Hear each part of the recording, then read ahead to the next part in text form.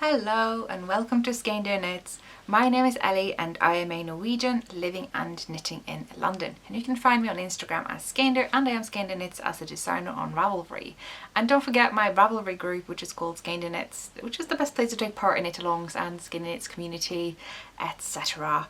I will of course say, as I've said in the last episode, that I am a little bit like here but not here. Like, I'm trying to maintain my visibility, but I can't really put my mind to all of this stuff as much as I used to, simply because I'm trying to focus on my PhD thesis, and I'm making good strides. I'm making good progress. It's going a lot better now than it's done the past couple of years, so I am really happy about that, really proud about that, and I just want to say thanks to you guys for being so understanding when I talked about that in the last episode. So I'm not going to spend too much time talking about that today, but I thought I'd explain to anyone who's wondering what's going on, if you didn't know. But I basically have to put more focus into my other full-time job. Yeah, 2 full-time jobs is great. Anyway, my admin section is going to be fairly short today. I am just going to say that we are closing up the 3rd and final Salina Mitten Club. Today's the 29th of February, so obviously I'm not going to close the thread and draw winners right now. That wouldn't be fair to the last day submissions. So that will probably happen in the next video, I should think. And yeah, thanks to everyone who took part in that. Wow. I've given a lot of sappy speeches about that club before. It's been a very pivotal part of everything that I do as Skeindeer Knits, and I wouldn't have been here without it. And you know, it's really been quite like, it's going to be one of those things that I look back on my life and remember, you know. Yeah, so wow, that big words. Yes, so will it be the last mitten club? I am not sure. I do think with fair certainty it's the last Salina Mitten Club, but there are so many mitten styles out there. There are other, like, you know, cultural sources that I still have ties to myself that I would love to explore further. So never say never. I don't know. Yeah, it depends a lot obviously on this whole PhD situation. But thank you all so much for your participation. It's been awesome. Yeah, let's not get too emotional. Also because I am more annoyed than like touched right now, simply because a certain someone is home and making a lot of banging noises, and yeah, it's just like living with a zoo animal. But anyway, you didn't come here to hear about that. You came here to hear me talk about the sun and how it's disrupting my light settings on my camera.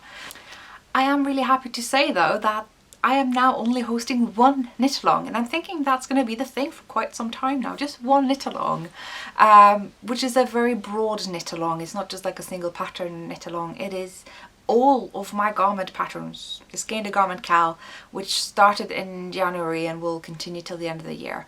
The story behind it is quite simple. I basically just pushed out a lot of garment patterns last year, so much so that I never really found that I could justify taking up more space on this podcast for individual knit-alongs for every pattern. So Hazel, there they are again. So I basically decided, well, you know what, for all the garments, let's just do a KAL. We do a knit-along for them all. So you can pick whichever one you want to make. Obviously, the more you make, the more interest you will have. That's a pretty straightforward rule.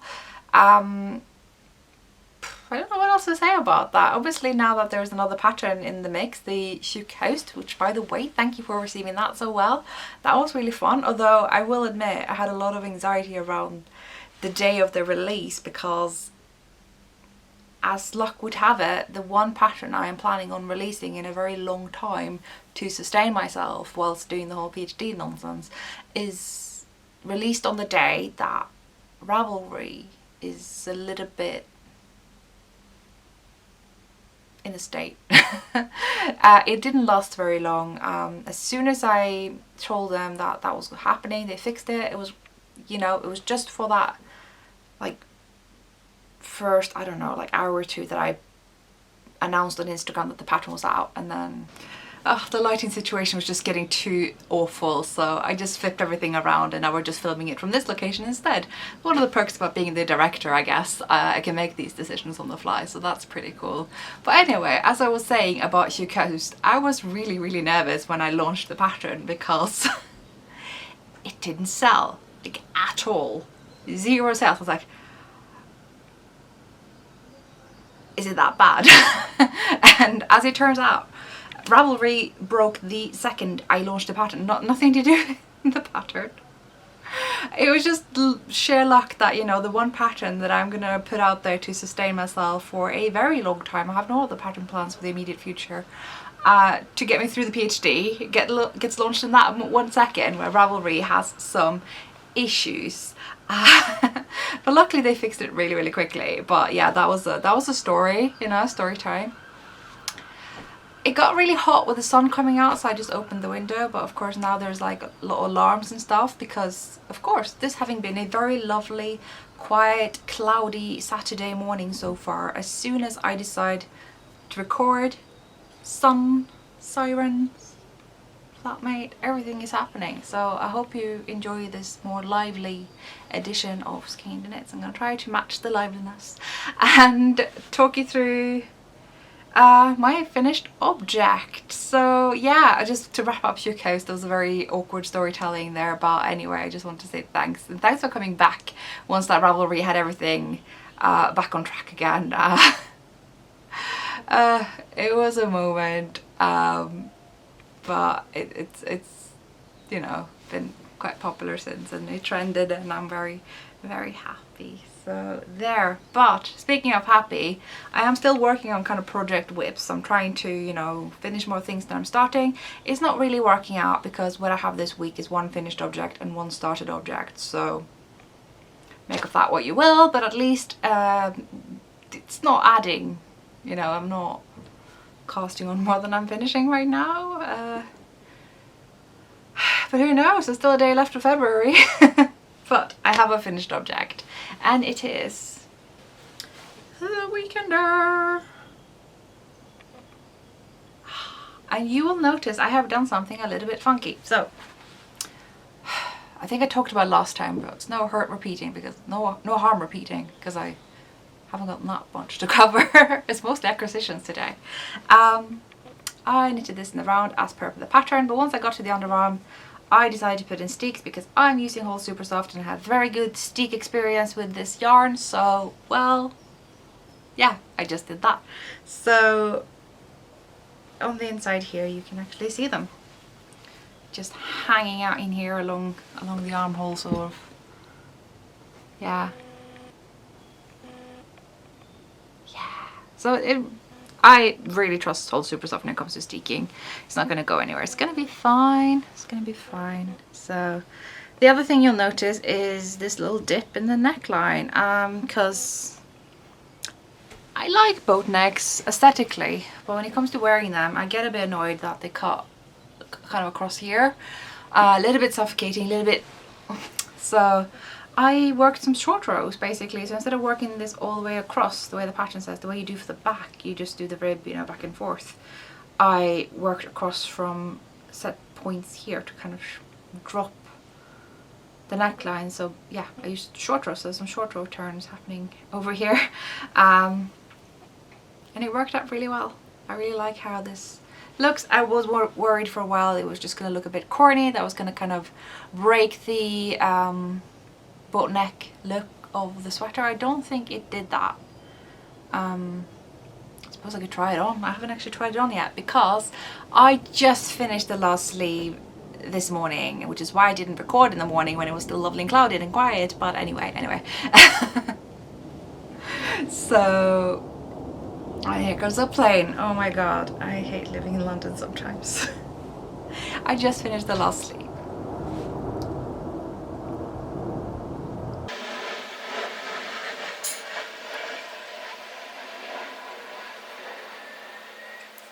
So anyway, I just finished the last sleeve. I have woven in all the ends. I have been good. The only thing I haven't done is wash the entire sweater.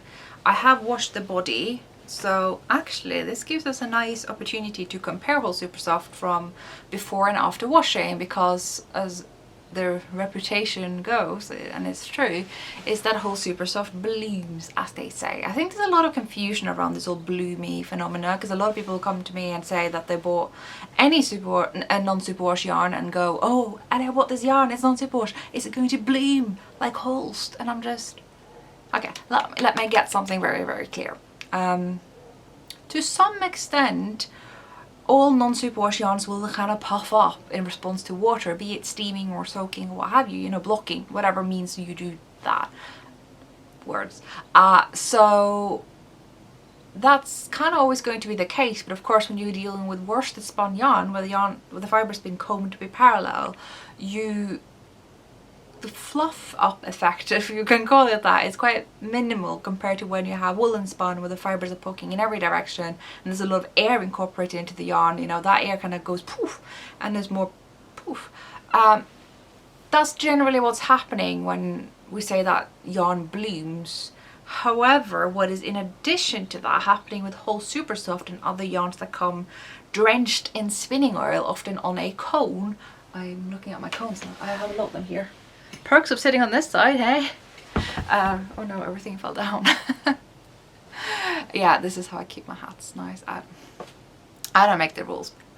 This is a terrible example, because this is a cone that does not have spinning oil, because this came from Hillesvåg. Oh my god. Okay, let's see if we can find another one. Here's one that has a lot of spinning oil, so you can actually see the difference. I mean, the red as well, that helps.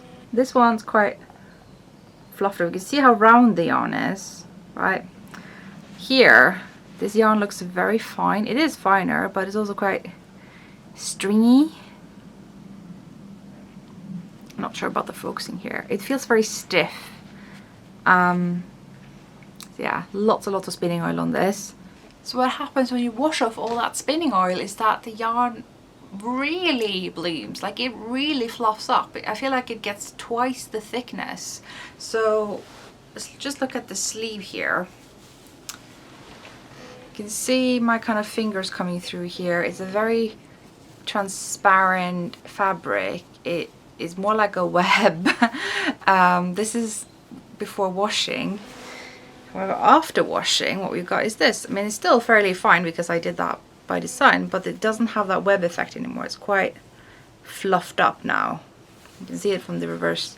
This is the actual stockinette side, but it's reverse stockinette. This it's really become, a whole fabric, which is also why I trust the steek so much as well, and also why I prefer to wash the body before I actually did the cutting through business. Even though I don't think it's necessary, I just kind of like to be more safe than sorry. That's the before and after. I see if I can hold them up together. You can judge them at the same time. So this is a piece of acrobatics for y'all. After washing, before washing, quite see-through, less see-through, very stringy, not particularly soft, just kind of papery. This is definitely softer as well. I will say though, as much as I'm partial to Wool Super Soft, I'm even more partial to JC Rennie Super Soft, which is the original, mind you. I find they bloom a bit more. Like, I am more comfortable working JC Rennie Super Soft at looser gauges than I am with Wool Super Soft. I probably wouldn't knit that much looser than a maybe 22 stitch gauge for single strands. Obviously this is double stranded because I completely copied Amy of the Stranded podcast in these color choices. She decided to hold two shades of Wool Super Soft together so that they have this mild heathered grey, and I was like, yeah, I like that, I'll do that, I have that yarn, try and stop me. So I've just done the exact same thing. But aside from that, I thought we were going to listen to nice birds singing, but I guess we're just listening to cars. What I need is to live in a nice log cabin in the middle of the mountain where there's just nothing to disrupt. That would be great. Anyway, so what I did instead was, I picked up stitches along the armhole, and I have my preferred pickup rate, 2 stitches per 3 rows. And when I did that, I actually found that I had the stitch count for the next size up, and I thought, great. I usually do prefer sleeves to be looser than they more often than not are in the patterns. So I did that, and what I didn't think was that I should also follow the decrease rate for that one size up. And not only did I not do that, but I thought, you know what, usually I have to add a row in my decrease rates. So if it says decrease every 7th row, I will do every 8th. Even though the pattern I think said that for the size up I did was, it should have been every 6th. So it was something along those lines. So I ended up going the opposite direction, and it made the sleeves quite loose. So they never really taper to your wrists or anything. And this rib here is probably going to open up quite a bit when I block the sleeves. So I'm pretty happy with that actually. It was not intentional, but I often find seems to be a bit of a trend with these drop sleeve, drop shoulder type things, is that they should have these tight sleeves to go with them. They should be very boxy in the body and very tight sleeves. For me, that just doesn't work with how I like to wear stuff. So I am super happy with this little modification here. I am roasting. I'm going to try to put it on just for your viewing pleasure, though I tend not to like to even wear hulls before it's been washed. It's really supposed to be washed, by the way. It's not like, oh, it's even nicer when you wash it. Like, please wash it. So here we are. It's amazing what that sun does to the temperature in this room. Okay, so there we are. So I need to get some kind of like nice low necklace, right? Isn't that, I feel like that's probably how Andrea styled it anyway, didn't she? So you can see the sleeves here, a lot looser, because there's a lot of room here, and I quite like it. I like to have these as, you know, pullover sweaters. I don't want them to be like the closest layer to my skin, so I will be wearing stuff under, therefore it's nice when sleeves are looser. So it's kind of blowing out because the sun is my nemesis, but there we have it. And look at that neckline, that's working out really well. Obviously would have worked out better if I wasn't wearing another jumper under, but can't have it all, and I do have jumpers with a neckline that fits this more. So, we can do. Yay! Oh, I'm really happy with this now.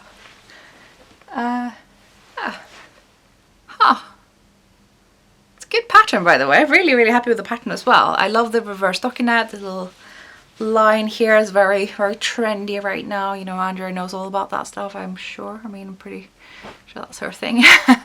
Gosh, I really can't wait to wash these sleeves. You can tell that they aren't as nice as the body. Once they were like evened out and smooth and stuff, it's just gonna be really good. Because you can see there's more drape here as well in the main fabric. That will come in, obviously, with the wash. So, ta-da! I don't know that I have much else to say. I really think that about covers it all. I just modified it with steeks and that little neckline drop. That's about it. I will also say there's a lot of tubular this and that in the pattern. There's a tubular cast on for the rib, which I didn't think was going to look nice until I actually had it washed, and then I thought, okay, it's actually pretty nice.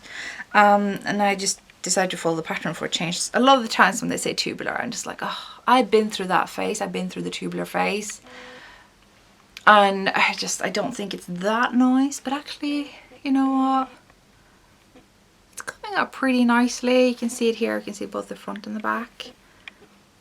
But what I wanted to say about this whole tubular bind off business is the pattern tells you to do the method where you basically put, after 2 rows of slipping every other stitch. There's 1 row I think where you slip all the knit stitches, and then 1 row where you slip all the purse stitches, or the other way around, something like that. After you've done that, this method says that you should put the purl stitches on one needle and the knit stitches on another needle, and then kitchen stitch them basically together as a bind off. There is a method where you can do that without doing the whole needle splitty thingy. You know, if I had MAC together, I'd do a tutorial, but I do believe that there are some out there where you basically can bind off the stitches as they are together on the needle, and it is the same as the Kitchener stitch. It's just, yeah, just that you don't have to move the stitches. So it's more complicated, it's more fiddly. There's a very sharp learning curve there that I remember too well, but I never forgot. So there's that. I'm never gonna forget that method. So I refreshed on that actually for the cuffs. Yeah, it came back to me. It works pretty nice. The cuffs look good too, even though I haven't washed them yet. So that's all I have for the weekender. Huh. I'm really happy with that. Anyway, I've said that, haven't I? Let's move on. So I've got 2 works in progress for this episode. I can't even say this week because I don't remember when my episodes go up. This has been a project I've been wanting to get back to, but I had all these other projects with, you know, slightly more important deadlines, being that they nourish me in terms of literally feeding me. But once those designs were done and out there, I went back to this one finally, and it's Embla's Mammajakke by Tina Høglund, more known as Stikkesilla in Norway. She's the same designer who's done the mini Selby mittens, if you've seen those, the baby ones. Not the ornament ones that I've done, but the baby ones.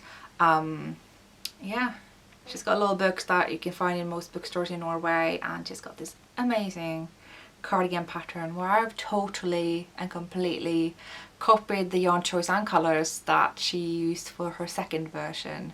She did the first one in PT2, which is now the yarn that's been allegedly merged with Finul, although technically they just removed PT2 and called it Finul PT2, but whatever, I'm not mad, I'm just a bit mad. They took out a lot of colourways.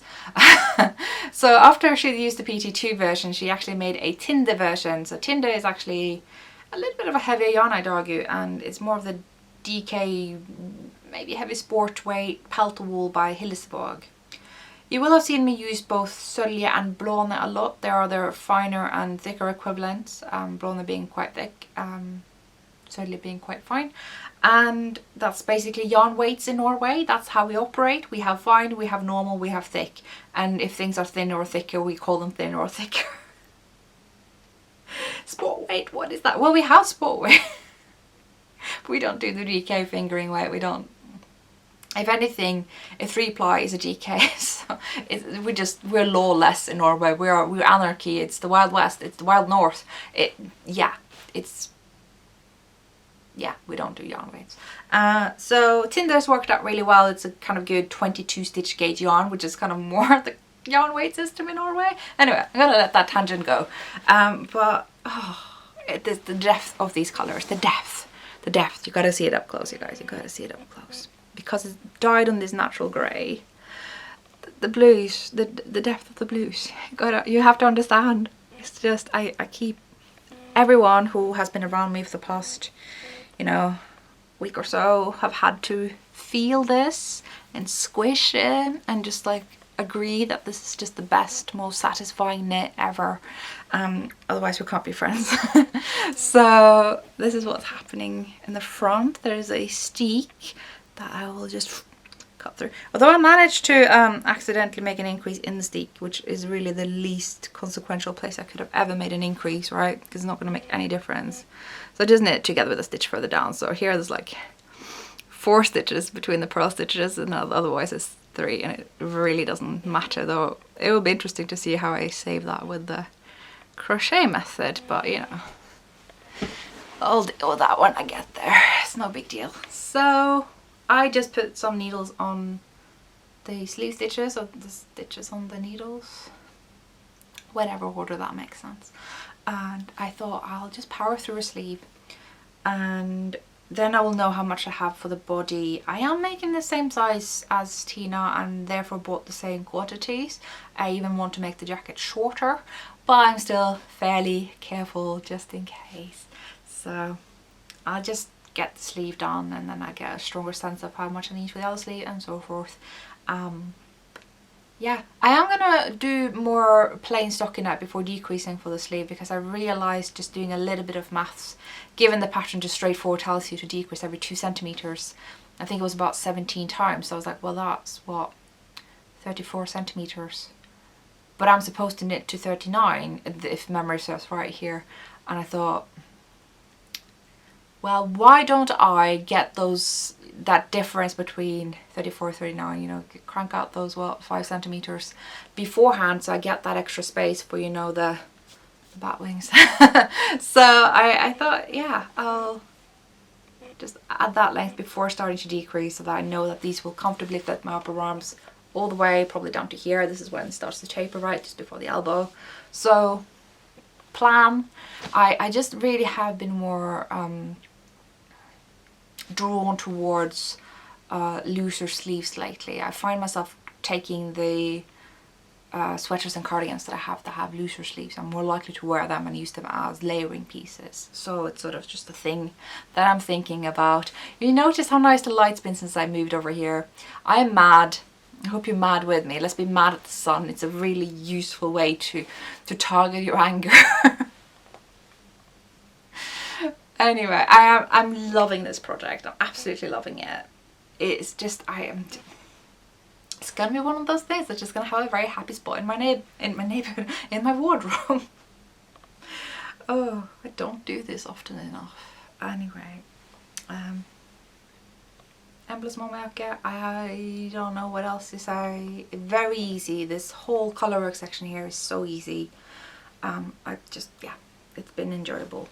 Body's getting quite long. I knitted through this Unravel when I was there, which I will talk about in acquisitions. I didn't mention that, did I? This is about Unravel. I went to Unravel. Now, I said I do have another work in progress, but I think I will leave that into my acquisitions because it's, you know, related. This happens when I buy yarn. I will just like, I'm just gonna cast it on, just a cheeky one. So yeah, that will appear in acquisitions. So let's just start acquisitions. So I went to Unravel, but before I went there, I've had some visitors, a lot of Canadian visitors. Both my friend Naomi, who's originally from Canada but has lived in Finland for a while, and the lovely designers Max and Vincent from Montreal in Canada. They came over first to London before going to Unravel, where they taught and did talks and stuff. And yeah, so we met up in London. I managed to, you know, trick them into coming to my neck of the woods, which is obviously where Loop is, so I thought that would be easy enough. And then we went out to eat, and they gave me these really cute pins, which I know they had promised me since New York, but oh, they're so cute. So I believe these are Max's creations. So anyway, this is what the pins look like, and they're so cute. How adorable are they? The only reason I haven't started using them yet is because I want to put my extra secure fastenings that I have in a box somewhere. So, but this is kind of like their aesthetic, especially Max's aesthetic in his designs. He does a lot of colorwork yokes with puns and really cute graphics of motifs. They've got lots of cool designs, and I think what's really cool about them as well is that they are guys designing for guys. And a lot of the times the designs that you find for men anywhere, a lot of the patterns are, not all of them, but a lot of them are designs made by women who are making kind of their idea of what men like. And I'm not saying that we're always wrong, like, not always, but it's probably a nice thing that men design for men. And a lot of their garments, you know, they work for everyone, really. They aren't particularly shaped or anything. They obviously do incorporate sort of more men's shoulders and size ranges and stuff, but I've seen lots of other people make those designs for themselves as well, and they seem to work all around. But I am just really pleased that they are men making special designs for men. So, and they did these, they gave a talk at Unravel actually where they talked about this stuff, and kind of with some references to size inclusivity as well, which is really cool. So definitely enjoyed that. And yeah, thanks for the pins, they're really cute, if I didn't say that already. So that's where it started, even before Unravel. Now, I want to say first and foremost about Unravel is that it was very different. I think this is like my 3rd time at Unravel. It might even be the 4th. Like, I have been there quite a few times, and as much as I love Unravel and it's so conveniently close to London, it is one of those shows that after a while feels a bit same, right? Except this year, they've really just turned it around. And I'm not saying that's the way it was bad before, because I really loved it before, and there was a lot of vendors there I was really excited to see every year, but there was a lot of new stuff this year, and I was so happy to see that. Especially this one particular room that was sort of like a newcomer room, which was actually the first room that I went to, and there's a lot of people there that I know. It's Layla from Urban Pearl Yarns, Marina of Marina Skua Yarn, so it's lovely yarn that has been donated to the podcast before, actually. And yeah, Salina of Salina Jane Art basically threw this tote bag after me, which was super appreciative, because I actually could have, you know, my purchases in this bag. So yeah, you can definitely see Salina's drawing style here. I mean, I've talked about her drawing on the podcast before. It's got like a very whimsical, chaotic yet calming kind of aesthetic, very you know, knitting themed, and I just think her stuff is really cool and she's really lovely as well. It's always really fun to see her, so that was fun. Yeah, the whole room I really enjoyed. I'm probably forgetting a lot of people there now. There was a lot of familiar faces. I was really pleased to see so many of them there, and yeah, I did a bit of shopping. I knew where I wanted to go first, because it's not every day that you get pink Hazel bags in a smaller show. She's usually, you know, someone I expect to see at Edinburgh Yarn Festival, and everyone's queuing up there, and you're lucky if you can get a scrap of a bag, you know, like. But at Unravel, it is a smaller show, so I had actually just take my pick. You know, I thought I was gonna buy an Edin bag, but I ended up actually buying something a little bit outside my comfort zone. But I really like it, and it kind of fits in with the aesthetic that we're doing today. I don't know what the aesthetic is, but it's like something blue, plants, some accidental because of the sun situation that of course ended as soon as I moved. I'm gonna stop trying to be mad. And yeah, it looks like this. Look at that. That fits in so well, doesn't it? Oh. It is a drawstring bag, but it's also full of yarn that I bought, so it doesn't close that much right now, obviously. Though it's fascinating how much it closes given the amount of yarn in here. Is considerable capacity, this bag. And yeah, the print isn't entirely my thing, but I, for some reason, really fell for it, and I think that means it is my thing, you know, so... Oh yeah, pink Hazel bags are probably some of the best quality hand-sewn project bags out there, I think. I'm trying to think of others, but this is pretty high up there. Is perfection as far as I'm concerned. I have nothing bad to say. I've been kind of casual consumer of pink Hazel bags since the early days. I have some early vintage pink Hazel as well. So I just, you know, this is one of those things, but I'm also thinking that this means I need to go through my kind of project bag collection and look at which ones I don't use that much and that other people may want to use, that I could put into a D-stash, you know. The D-stash I keep talking about doing that I never seem to be doing. It's gonna happen one day, you know, probably summer. Yeah, anyway, you probably want to see the content, and you will, but I may have bought another project bag. I only did buy the one from Pink Hazel, but I have known that I wanted this bag for a while, and it's only been, you know, my amazing self-restraint that I'm very known for, thank you very much, that I haven't bought it before. So it had to happen this time, because I love woolly original bags, and I have one before that I bought in New Jersey at Do You Knit when I was there in 2017, and I had no idea that this was a Edinburgh based company. And of course, you know, I've run into the bags and the maker many times since, and it's always been super lovely, and so I'm happy to support, you know, these bags and use that as my excuse to indulge more in this amazing creation. So where do we begin? I don't even remember half of it, because I know this is some like special indie hand-dyed yarn, but it's machine knit, which I've got my machine right here. You can't see it, but it's like I can almost touch it. I do really like machine knitting as much as I hate it. I love the creations. The process is something I'm getting into. And so I'm really impressed when I see well done machine knitted bags like these, you know, with lining, and it's like sturdy, and all the things, and the motif is, of course, that funky gothic thing in Edinburgh town centre. I forgot what it's called. Sure, everyone's gonna tell me now. So you guys know my dream of moving to Edinburgh. I don't stop talking about it, and it's on the horizon, you know, once I've graduated and all that stuff. So this is kind of my now incentive, as though I need it. And I really like Edinburgh, so no matter what happens, I will have this bag. And it's just amazing. Look at that. Yeah. It's gorgeous. I kind of just get a sort of Hogwarts vibe from it as well, but yeah, that's probably no coincidence. So, Woolly Originals logo is printed inside, so in case there was any doubt there. And I promise that's all the project bags that I got.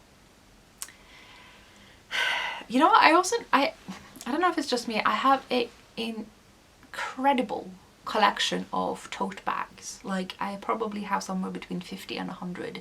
I have way more tote bags than any human being needs. Not on purpose even, they just happen, you know. Everyone's got all these, you know, environmental concerns, and they're like, here, have a tote bag, have a tote bag, have a tote bag, use this tote bag instead of a plastic bag. And I'm like, kind of need a plastic bag to take out the trash though, but okay, cool. So now I have more tote bags than any human can ever need, and I'm like, most of them are just worth £1 and they have a random logo on them, and I'm just, what do you do with them all? I don't need that many. They're just taking up space. I use quite a lot of them, you know. They're good for storage, they're good for, you know, when I'm taking a lot of stuff to the post office. They're good for a lot of things, but not that many. Tangent. I do have a lot of acquisitions to talk about, so let's not even procrastinate on that one. I did say I was going to talk about the content of this bag. There is basically, most of my purchases are in here. Countess Ablaze was at Unravel. It was absolutely lovely to have a chat with Lindsay there. She gave me kind of a heads up that she was going to be interviewed by Fruity Knitting Podcast, also here on YouTube. And that interview is out, so I do strongly suggest that you watch that interview. I thought it was incredibly powerful and moving, and just all the things. I have a lot of admiration. I'm going to try not to sound super fangirly, so I'm just going to say, really check it out. I think it's important people watch stuff like that. Anyway, yarn. I think yarn is important too. So I felt really, you know, like getting some really bright, colourful skeins that Countess Ablaze is known for. So therefore, I got one of my favourite colours.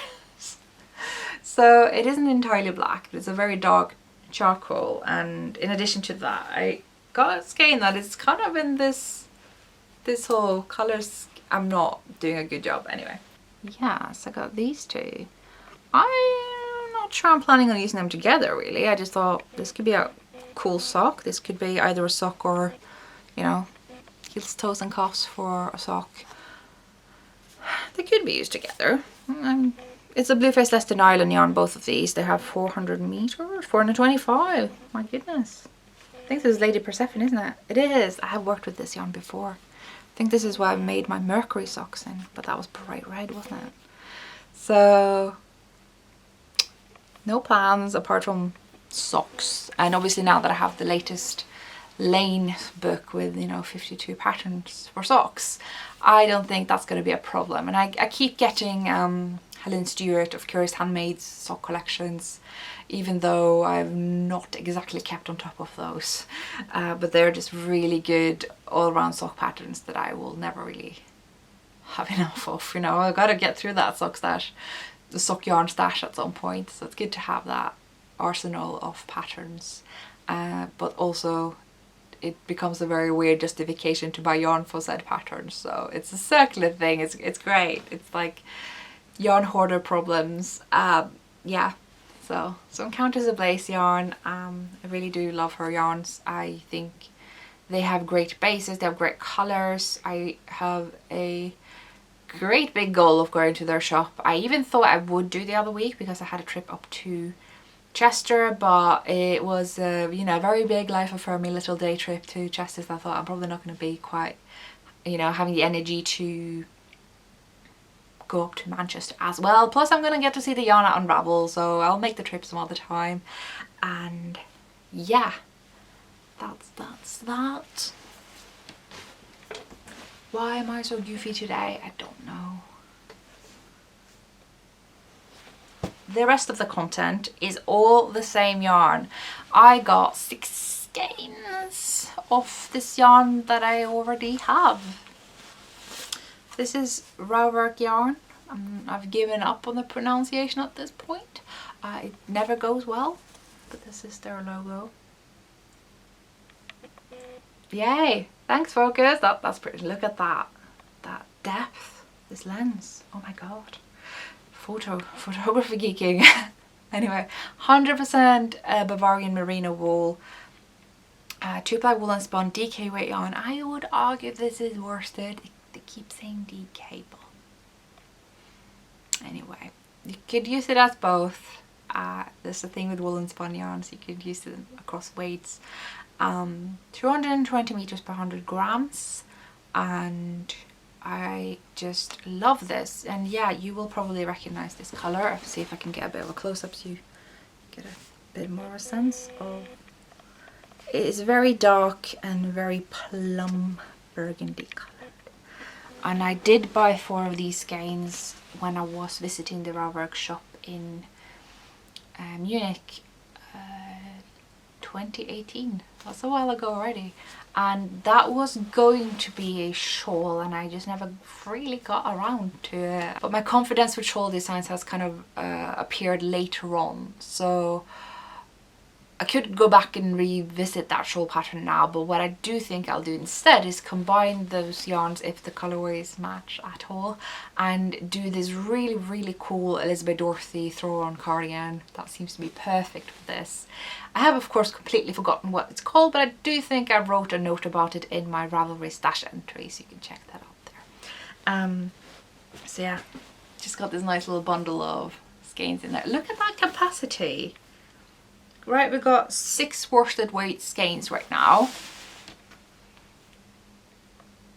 That's not bad. That is really good capacity. If I had just laid down the skeins instead of having them stand up, I could have closed this bag entirely. If they were caked up, definitely. So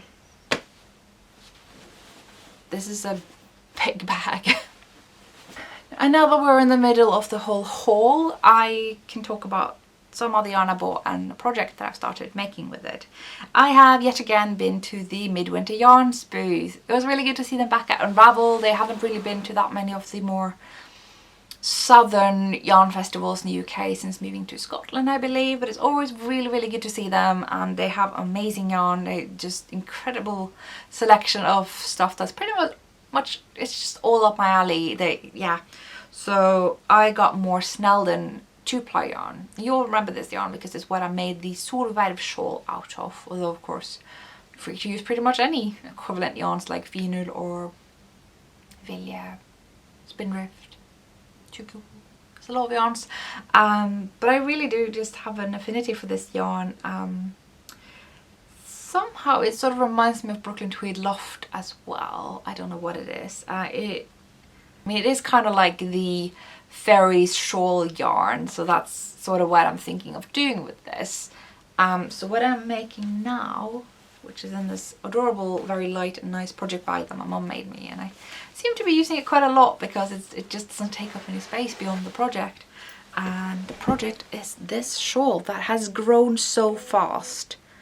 I got like probably up to here just one morning where I was going to work and I would not even procrastinate, and it is quick. And then I powered through it on the train rides up and down from Chester, and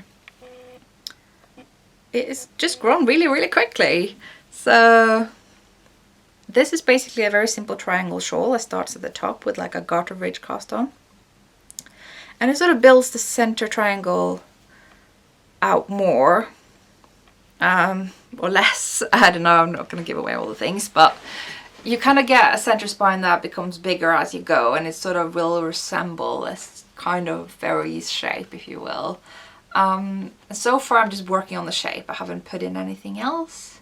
still debating what else to put in actually. I don't know that I want this to be a very complicated one. I wasn't even planning on starting to design more things, to be honest, because I am busy, and I just had this idea that seemed so simple that I can do it now, even though I don't really have time to do big, you know, math involved projects and designs. Whereas this one I was able to cast on and get started on before writing it down even. So yeah, it's hopefully going to be a very simple and quick shawl, and I love these shawls that I keep making that have like 6mm needles on fingering weight yarn. I mean fingering weight yarn on 6mm needles.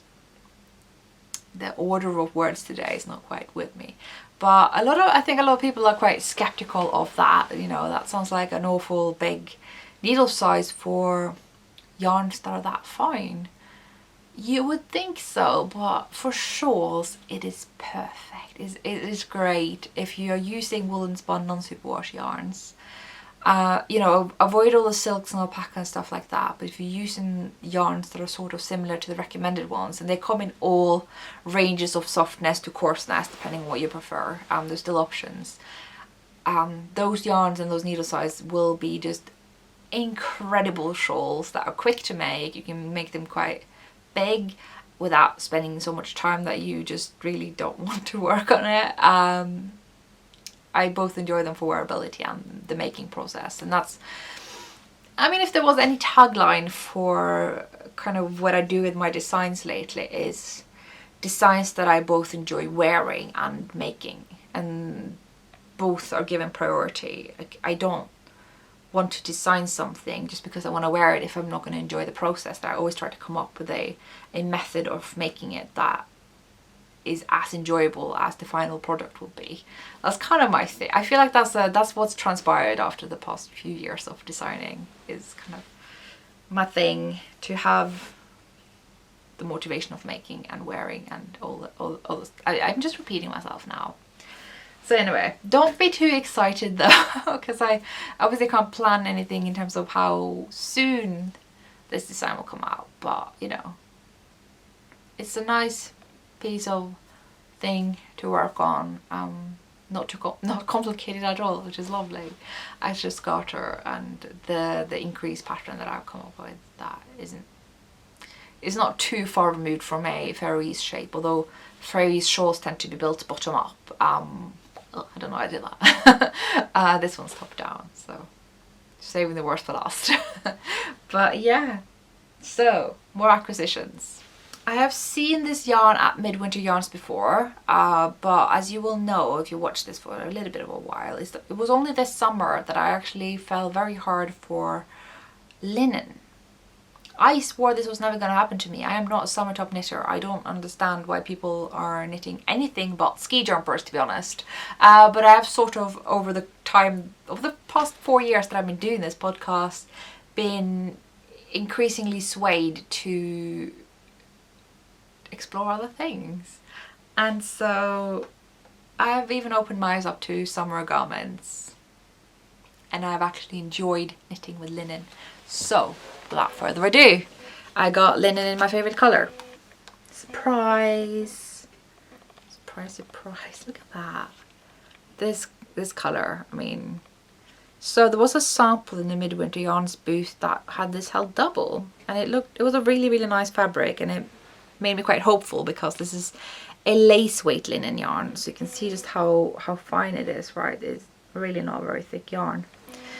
I am going to compare it to the Kalinka yarn that I worked with earlier, because it is hardly any finer than that, and I'm still going to hold it single and try to make some quick top pattern vest something with it. But if it means that it has to be worked on such a tight gauge that I can't be bothered, I'm going to hold it double and make that a nice airy fabric and do some summer top out of that. So yeah, I'm already starting to think of maybe there will be more summer tops coming in the summer. No promises, it all kind of depends on, you know, the other work situation. But you know, we can always hope, and summer comes around every year. I mean, it wouldn't if it was up to me, but it does, so you gotta have knitwear for the summer as well if you you know, don't want to lose your soul to all those like summer gum. I don't know, is it just me? I just feel like me if I can wear knitwear, and if I can have knitwear that is also suitable for the summer, I still feel like myself, and that's really all that matters. Now I did also use Unravel to discover some new to me yarns that really did catch my attention, and that was these guys, Dragon Hill Studio yarns. Now the name certainly rings a bell. I have heard about them before, but never actually seen their yarns, and they do self-striping yarns, and they do a lot of them, and they really just have this, I don't know, it's just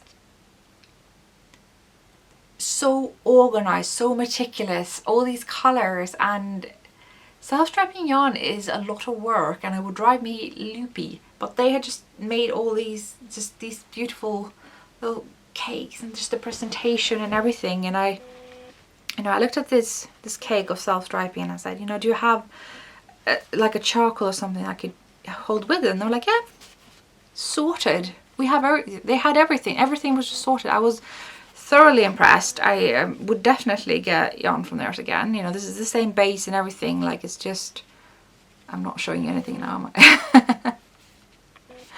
You know, it was honestly hard to restrain myself to one, but with the knowledge that I'm not lacking in self-striping yarn, I started out with these. So, and it looks like a little cake, like a little muffin case or something. So it's gonna be a nice pair of socks at some point. I don't know, there's something with me and blues today. I don't know if it's just like the boxes in the background and the sweater and the other things, but it's a little blue coming off. So I said I was in Chester, and to my joy and surprise, there is a Søstrene Grenes shop in Chester. You may not know what Søstrene Grenes is. This is the bag with their logo on. This is just one of those shops that you will find everywhere, pretty much all Scandinavia, I think. And they will just have all the little bits and bobs. They're a lot like Tiger, or the Flying Tiger as they're sometimes called. Sometimes they're just called TDR. And it's that, but vintage and Victorian. So you come in there and you get this sort of almost like baroque kind of violin music. It's like a very sort of specific atmosphere. And just lots of really like small affordable bits and bobs and things you didn't think you needed, and probably makes you buy more stuff than you need. And it's not, I'm not saying it's all great, but I just really like it, and it's always been one of those things that makes me feel like I can create the sort of mood I want in my home without spending too much. But unfortunately they've never had a shop in London, so imagine my joy and surprise to find that they have a shop in Chester. I think they have a couple of shops in the UK, it's just for some reason not in London. So I kind of shopped a bit for my future home, if you will. So I got a blanket. I know it's got nothing to do with knitting, but it said wool blanket, and I rolled my eyes and said, yeah, sure it is. It's always acrylic when they say that. I don't know like why it's a thing, but I read the label, I felt the blanket, and this is wool. This is a 100% wool. And it had to come home with me, because you can't have too many wool blankets, it's a fact. So it's got these cute little frills. This is just like the kind of thing that you will just find in any Scandinavian home. It's just all these blankets over the sofas, and sort of like kind of things that my grandmother would have, and I want to have that in my future home. And obviously this is woven, and I think it's both woven and felted, so you know, is it? It is. So I can't be making that. So this is for my future home, and it's just really nice. I'm very excited about it. Basically, it's my aesthetic. And I also got this, which I put these inside. This is actually some samples of the up and coming Rauwerk yarn. Now it doesn't come with any label, so I don't remember anything about the stuff. But it's like another sort of DK weight, non-superwash German merino. So I'm not sure how it's different from the current yarn that I just showed you, but it's just all these really nice natural colors, which it feels really nice. I think it actually feels softer than the current yarn. I'm not sure. I may be imagining. No, I think it's softer. I like it. Yeah, squish squish, up and coming, new yarn thing. Yeah. So yeah, I got a yarn ball. I had a yarn ball that I got from Tiger. A little bit different than this, but it fell to the floor and broke, and I never really had the need to have a yarn ball until the other day when like my skeins were just jumping around everywhere, and I thought, oh, should have had a yarn ball now. And then I came across this, which is just really lovely. I think it looks way nicer than my previous yarn ball, and even if I don't use it, it's just really nice and decorative. So yeah, nothing wrong about that. So it's, yeah, again, for my future home. Shopping for it a little bit too soon, but I just, you know, there were a lot of things that I wanted to buy for my future home there. I had like this really nice sort of terracotta ceramic tapas plates there as well, and I was like, I just want that, but I mean, I was going to say I don't need that, but I did also buy a lot of cheese in Chester, so I could have done with those. But I'm a monster, I eat out of the packet, so. But yeah, what is in this bag though? What is left after taking out that massive blanket? More yarn. More yarn. Because way back when I was a very tight budget knitter, like really, I never bought yarn in the UK unless it was a particular brand of yarn that I no longer endorse that was on sale. If the yarn cost more than £2 a skein, I would be like, I don't know if I can do that. So one of my go-to yarns would be when I was back in Norway to get cotton yarn from Søstrene Grenes. And after a while, as my kind of budget became a little bit more knitter friendly, you know, I took up jobs at university, I did lecturing, I did a lot of marking, and eventually I started this little company, I don't know if you heard about it, Skeindeer Knits, which has helped me, you know, sustain my yarn hoarding habit. And I didn't use that cotton yarn so much anymore. In fact, I had a lot of single skeins left, and I destashed it, and you know, it's gone to good homes. But I have started to miss it, and I thought, now that I do these summer tops,